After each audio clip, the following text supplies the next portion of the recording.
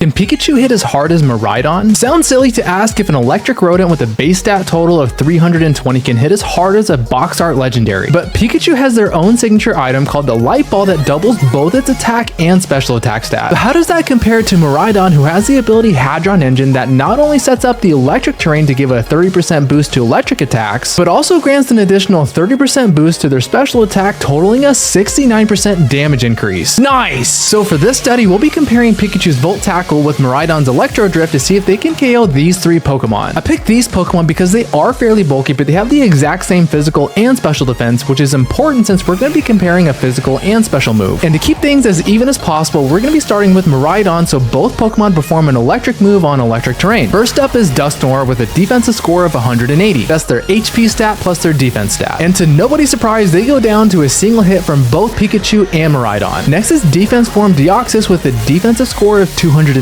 But they prove not to be defensive enough because both Pikachu and Miraidon can pick up another one-hit KO. But the big boss Crown Zamazenta is next with a defensive score of 232. That's quite some damage from the legendary, but let's see what Pikachu can do. And it's settled. Pikachu can outdamage a legendary at the expense of almost all of its health.